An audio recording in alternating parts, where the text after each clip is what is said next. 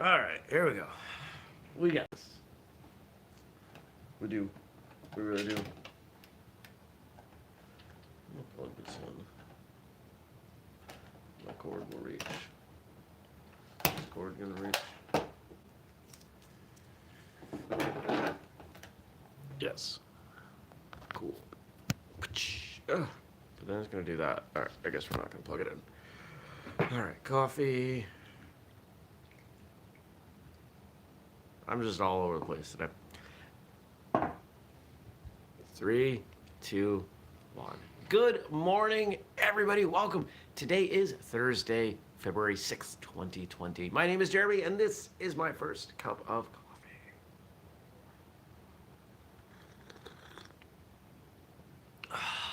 So good. So good. Well, yesterday was a really good day. Like an amazingly good day. Why? A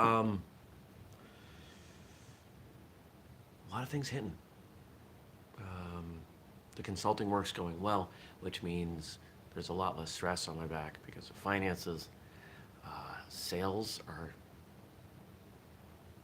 up. We're selling stuff. The foam gear that came in is selling. I mean, it's not sold out already or anything, but it's selling. And so that's kind of cool. Just watching. Here, I'll sum it up for you. Yesterday, when I did financial stuff, there was more money coming in than going out. And it's been a very, very, very long time since I have sat down to do financials and that be the case. It doesn't mean it's going to continue indefinitely, but I'm going to work on it so that it does. And as you might imagine, that means an incredible amount of stress lifted. My stress level is directly tied to my financial situation. I can stomach almost everything else if the money's there. So, it was a good day. Did a bunch of work. Had a couple ideas for some good stuff, some things shifting around. Yeah. We're selling books. Not a lot of books, but we're selling books. So we're going to keep making more books. Just keep making more books. If there's a book you want us to write, let me know. We might write it. A lot of the books, really all the books, it's what content are we already putting out? And how can we adapt that? How can we take some of this stuff that we have and, honestly, with as little effort as possible, make a book out of it? Because it does two things. It reaches new potential customers and fans of the stuff that we're doing. And it makes us money. And what's better than content that makes money? It's marketing. I mean, the content we make, it's marketing. The reason we do this show, the reason you're watching is because it hopefully brings you in and you see what we're doing and you want to be part of it in some way. And so you buy some stuff and then you stick around. I mean, that's the business model. It's really simple. So let's sell more stuff to more people, like books. And the audiobook for Martial Artist Handbook, it moved to the next phase, which means it should be ready for sale soon. So as soon as that happens, you'll see a big promotion on that. I'm looking forward to that. Okay.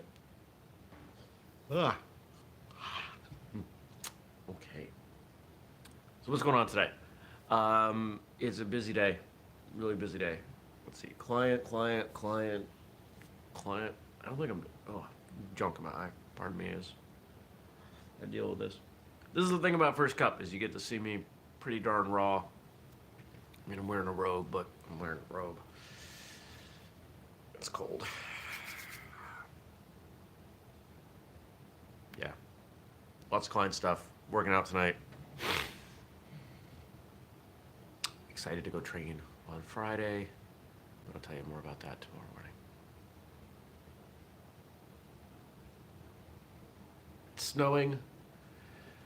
there's this big storm that swept across the U.S. that apparently, we're going to get between 4 and 400 inches. Stay tuned. Woke up to a snowplow.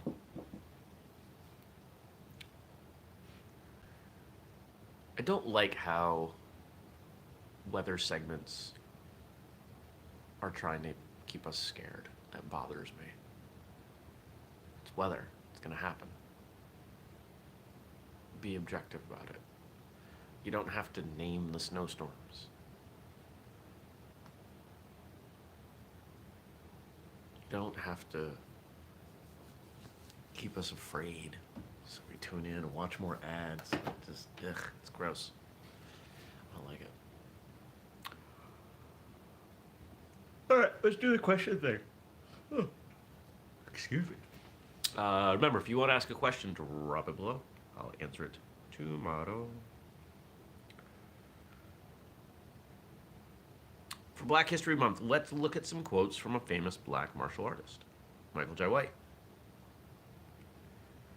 I am my own worst critic, and I am held to pay, so I just have to do everything to my utmost ability. Yeah. Michael Jai White's a pretty great guy. I think I've met him. He has agreed to come on the show. It just hasn't happened yet. I believe someday it will happen. I don't know how to force it, but I'll just keep trying. I've been at dinners with him. Not huge dinners, but, like 15 people dinners with him, he and his wife.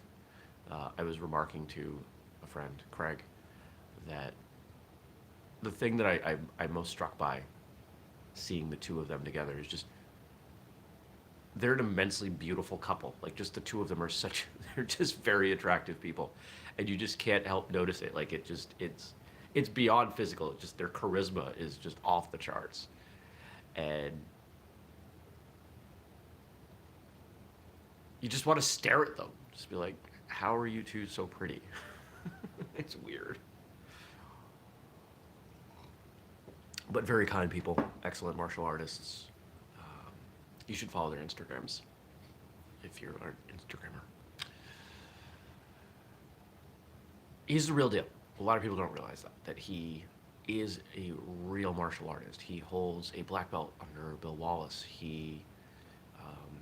His cousin Grant Campbell, Shihan Grant Campbell, has been on the show and is an amazing martial artist in his own right. So I wouldn't say I've trained with him. I've done one 45-minute session at an event with him. But he's a Kyokushin guy, Kyokushin karate, and dude knows his stuff. I mean, he is fast. He is fast. And it's cool to see someone with a lot of real martial arts talent and skill end up representing that skill in film. So, shout out to MJW.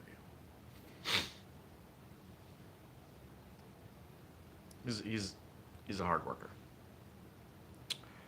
To me, the responsibility of an actor is to recreate let's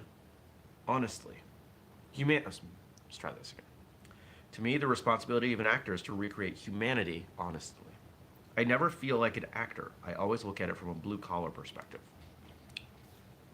See that? The idea that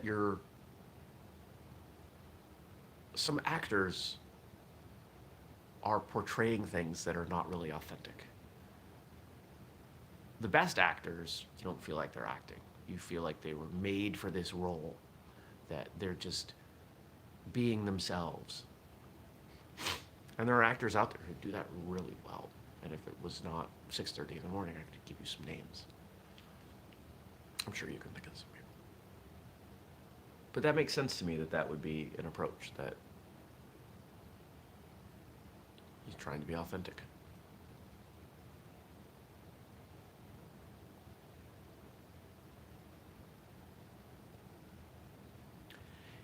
It's funny, when I see him in movies, he almost seems a little reserved. I mean, he's a big guy, so, when you consider his size, when you consider the fact that he's on screen. You know, a lot of actors, I guess they kind of overact. If anything, he's a little understated. And that's kind of him in life too, just based on my extremely limited experience with him. He's not a braggart. He's not over the top. He's, hey, I'm here. This is me. Take it or leave it.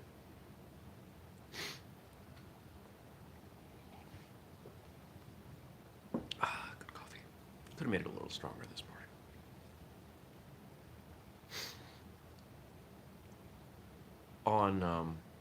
On Martial Arts Radio Live, which was Tuesday night, and we put up on YouTube last night. We talked a little bit about, what's the movie he's in? One of his movies, and I forget the name, where it does these kind of flashback, flash forwards to him training forms, in his case kata, and then using those techniques in a fight.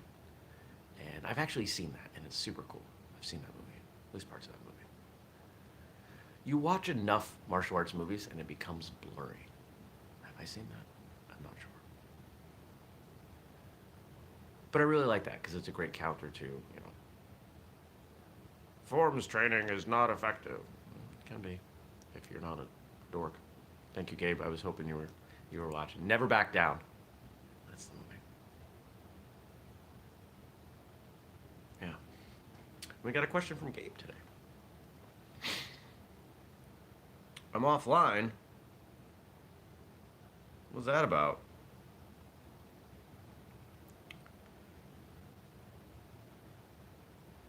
And remember, if you want to ask a question, drop it below. I like getting questions from different people. What would you say to yourself 10 years ago when whistlekick was just getting started? I took a look at the question this morning before I started, and I'm glad I did, because I thought about this one for a little while. If I could go back roughly 10 years ago, I would tell myself a few things. I'm not going to share most of them, because a lot of them have to do with how to handle certain products and what to do with the money and all that. But the major thing I would say, the theme, this is going to be so much harder than you ever imagined.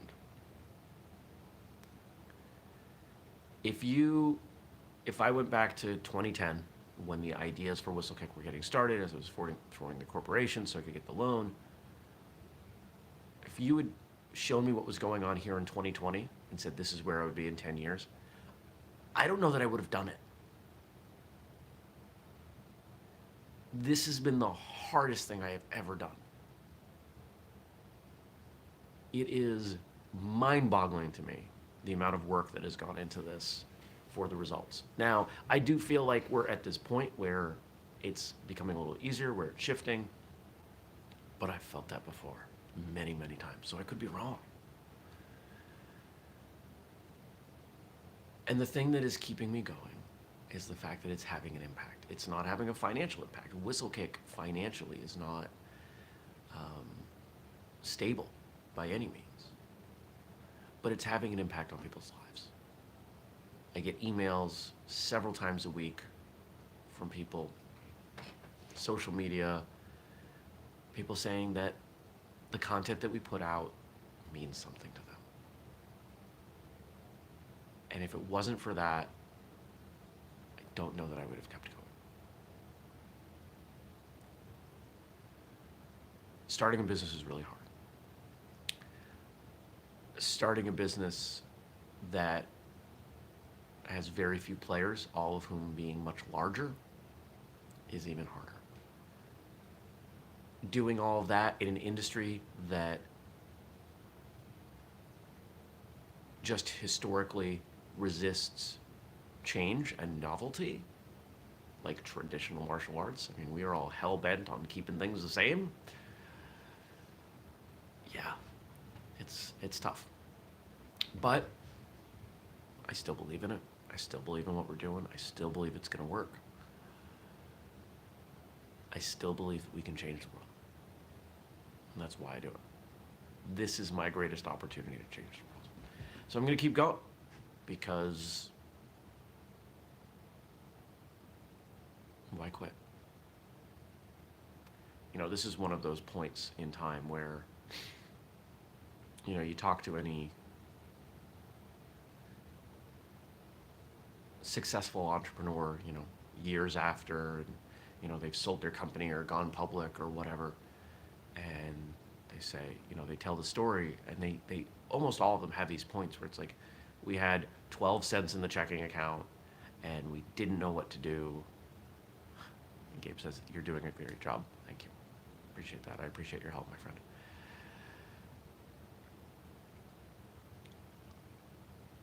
But they all have these stories. And when we look at the 60-second version, it looks like these people just go from this tiny company to this monstrosity, and it happens overnight. But it so rarely happens that way. Now, I'm painfully aware that there are plenty of people who get down to that 12 cents in the checking account, and that's it, and they fall over it. I don't know how many of those circumstances are because they quit, or how many because they, there were circumstances beyond their control. I don't quit. Somebody's going to have to take this from me. I will fight with everything I have. And that's why I now essentially work 2 jobs. So.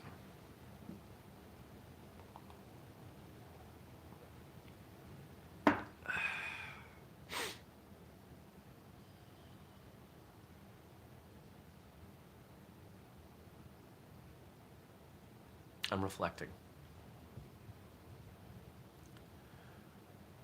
It's really coming down out there. There's a bunch of snow. I'm gonna have to run the snowblower. But not this morning, because screw that. Although I might have a hard time getting in the driveway. Quite often when I get home after we've had, a day of snow, I have to park my car on the road, trudge into the garage, grab the snow shovel. Here's a saying that might not happen everywhere in the world. Knock out the end of the driveway. Meaning shovel out where the plow has come through and built it up, because it becomes much taller. Knock out the end of the driveway, and then hopefully get into the garage, and then run the snowblower.